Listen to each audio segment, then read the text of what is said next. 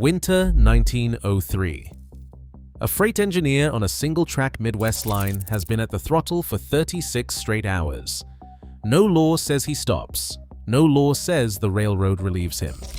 In 1892, 11 years before this man's shift, a U.S. congressman stood on the House floor and compared what was happening to these workers to wartime casualties. Congress did nothing for another 15 years. A freight engineer, deep into his 32nd hour at the throttle, sits hunched in the cab as the train rattles across the frozen Midwest. His hands tremble on the levers. His eyes glaze over, blinking against exhaustion that no amount of cold air can shake.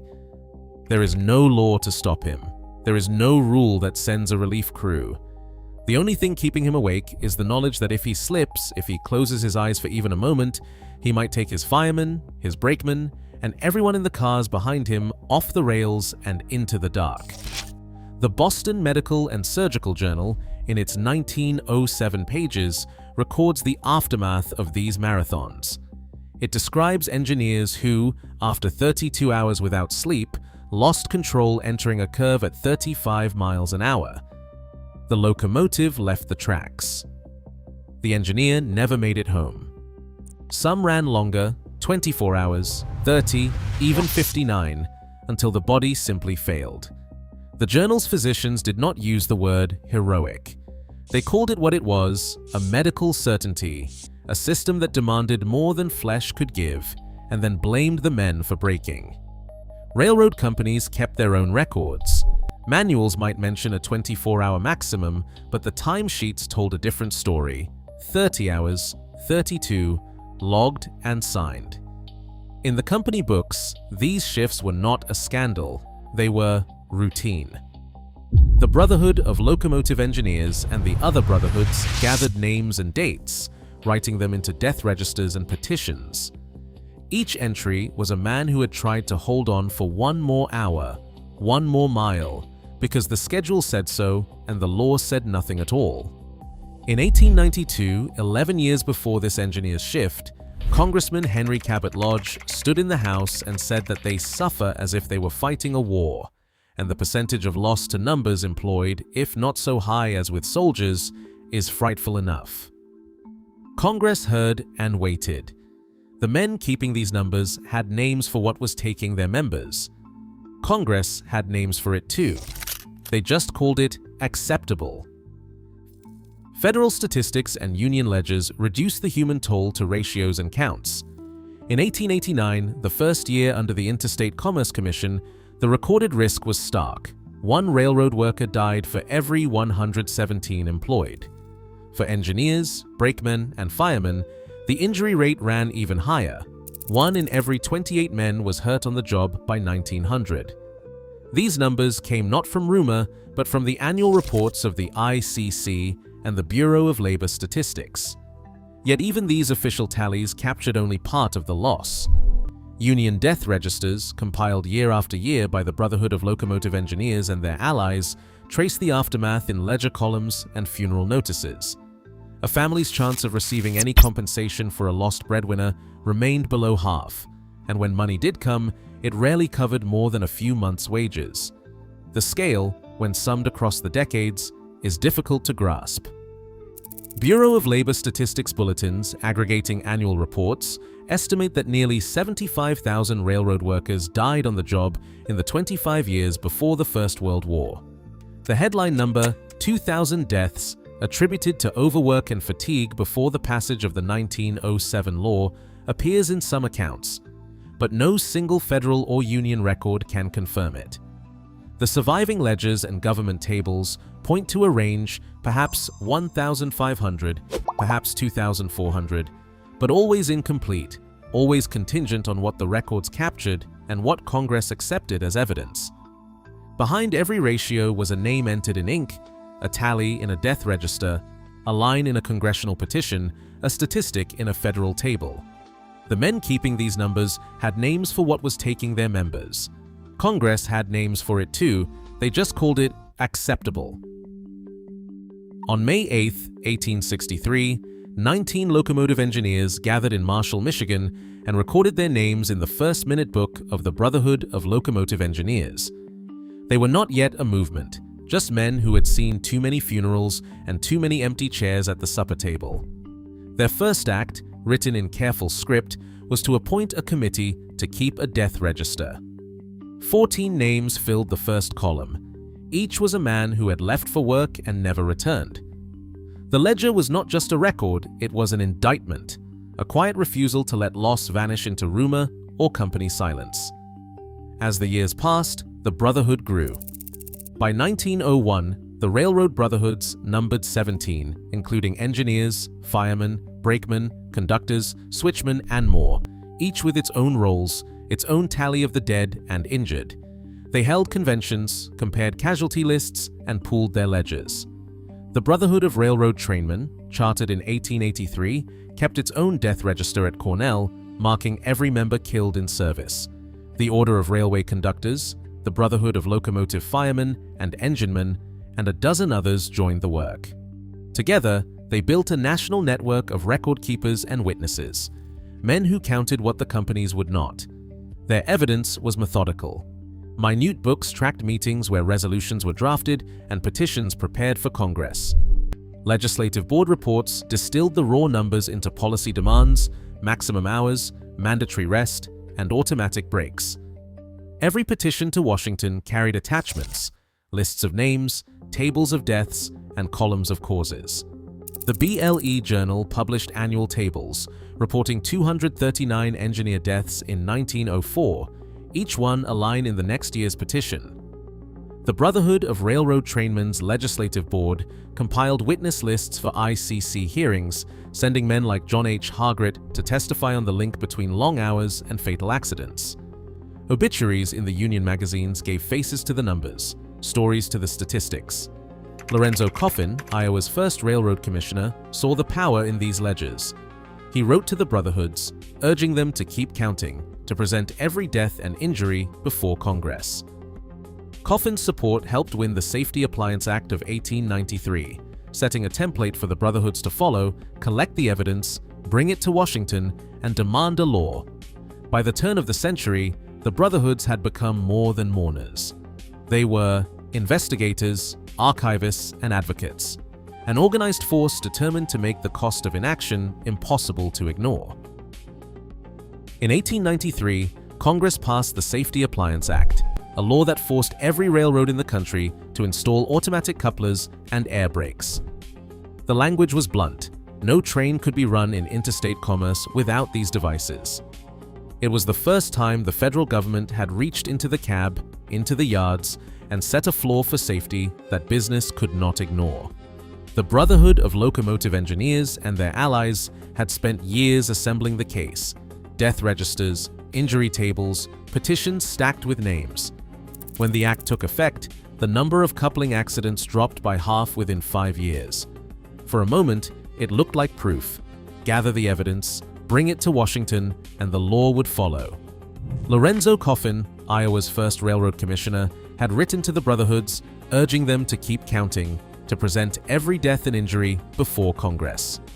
The Safety Appliance Act was his blueprint in action, a demonstration that federal power could be wielded for worker survival, not just for commerce. But by 1906, the ground had shifted. The Interstate Commerce Commission's own mileage maps told the story. 7 railroad systems now controlled nearly 2/3 of all track in the United States. Pennsylvania, New York Central, Baltimore, and Ohio, Southern Pacific, Northern Securities, Union Pacific, Western Pacific. Together they dictated not just rates, but working conditions for hundreds of thousands. The ICC Report, number 12, Section 2, laid out the new order in precise columns and maps. Decisions that once rippled through a patchwork of regional lines now moved as a single current, shaped in boardrooms and enforced in the schedules handed down to every engineer and brakeman. The precedent of 1893, evidence, petition, federal mandate, stood in the shadow of this new consolidation. The Brotherhoods could still count the dead and injured, could still send petitions to Washington, but the machinery they faced had grown larger, more remote, and less accountable. Where the Safety Appliance Act showed what was possible, the railroad trusts of 1906 revealed the scale of the obstacle. The model for reform existed, proven in statute and in falling casualty rates. But the power to resist had concentrated, and the path from evidence to law was now blocked by interests that could wait, stall, and dilute every demand for change. In 1906, Congress moved with uncommon speed. The Hepburn Act, signed into law that June, gave the Interstate Commerce Commission sweeping new powers over railroad rates and practices. Just days later, the Pure Food and Drug Act became law, setting federal standards for everything from canned peas to patent medicines. Both statutes passed with broad support, their texts drafted and redrafted in committee, their final votes coming after weeks rather than years. When public outrage demanded action, when tainted meat or price fixing threatened the nation's markets, Congress found the will to legislate. But when the evidence before them was the working hours of freight crews, the pace changed. The ICC's own report number 78, released that same year, calculated the average duty for freight engineers at 28.7 hours, more than a full day at the throttle without relief. The Commission could document the exhaustion, tally the deaths, and publish the numbers in its annual reports. Yet the law that would set a ceiling on these hours languished in committee. Its language softened, its passage deferred. The contrast was not a matter of ignorance or capacity. Congress had proven it could act decisively and with the full force of federal authority when the subject was commerce or public health. For the men in the cabs and cabooses, the evidence was as plain as any spoiled meat or rigged rate. The delay was not a failure to see, but a choice not to act. In March 1905, a memo from Sullivan and Cromwell, acting as counsel for J.P. Morgan, landed on the desk of the Bureau of Corporations. The letter did not ask for permission. It asked for advice on how best to structure a consolidation that would keep the Northern Securities merger within the boundaries of federal law, or at least within reach of a legal defense. The Bureau's own minutes acknowledged the exchange, noting that Morgan's lawyers would be called to testify in the next round of hearings. The correspondence did not circulate to the public. It did not appear in the congressional record or in the press. Instead, it moved quietly between the back rooms of Wall Street and the federal offices charged with overseeing the railroads. J.P. Morgan's network was not just a collection of banks and law firms. It was a system of private consultations, boardroom alliances, and quiet understandings that shaped national policy before any bill was drafted. The Bureau of Corporations' 1905 annual report summarized the interaction in a single paragraph, acknowledging the March Memorandum and the legal frameworks offered by Morgan's counsel. In the same year, board membership lists in Railway Age showed Morgan's son and senior partners holding directorships on the Pennsylvania Railroad and Northern Securities. Stock certificates from the era, stamped with the Morgan and Comem endorsement, confirmed the syndicate's reach into every major rail consolidation. The official channels, the ICC, the Bureau, congressional committees, became conduits for private influence. The memos and minutes, preserved in Record Group 81, are evidence not just of consultation, but of collaboration. The shape of the coming law was not only forged in public debate, it was drafted, reviewed, and revised in the rooms where finance set the terms. In the Senate chamber, the clock ran slow for railroad workers. Every session brought a new maneuver. Senator William P. Murray of Missouri, a reliable friend to the railroads, introduced a rider to the 1905 Hours of Service bill, one that would force any hour limits to wait until a full audit of the 7 dominant carriers' finances. The amendment had nothing to do with fatigue or safety. Its purpose was time. On the House side, Representative Thomas P. Gaston of New Jersey pressed for language that would shield rate-setting powers, tying the fate of crew hours to the fortunes of the largest holding companies. Debate after debate, the bill's text grew heavier with riders and exceptions. Pro-railroad senators stalled with committee referrals, demanded new studies, or tacked on amendments that expanded employer discretion. The congressional record for May 22, 1905, lists hours of debate over whether the Interstate Commerce Commission should even have authority over working conditions. Each procedural delay was a calculated move. The Brotherhood's petitions, death registers, casualty tables, witness lists sat in committee drawers while the real work happened in the margins, riders, amendments, and quiet votes that kept the law from reaching the floor. When the Hepburn Act passed in 1906, it sailed through with only a handful of dissenters. But hours of service limits remained mired in technicalities. The pattern was no accident. The legislative machinery could move at speed for rates, for commerce, for the interests of the seven giants. For the men in the cabs, delay was the default, built, amended, and voted into the record by name. The Hours of Service Act, signed into law on March 4, 1907, set its limit in black and white. No railroad employee could be made to work more than 16 consecutive hours. The statute's emergency clause, however, carved out an exception, up to 4 extra hours, 3 times a week, in case of accident, unavoidable delay, or other emergency. The arithmetic is simple. 16 hours a day, every day, means 448 hours in a 4-week month. Add the emergency clause, and a crew could legally spend 432 hours a month on duty, more than double the hours of a modern full-time job. The law's text, printed in the statutes at large, did not guarantee a daily or weekly rest period. It did not define what counted as an emergency. It did not set a ceiling for cumulative fatigue. The Brotherhood of Locomotive Engineers, in their 1907 press statement, called it a start, but not a solution. They had asked for a 10-hour day and a clear, enforceable rest. What they received was a ceiling that still allowed for 16-hour marathons and a loophole wide enough for any schedule.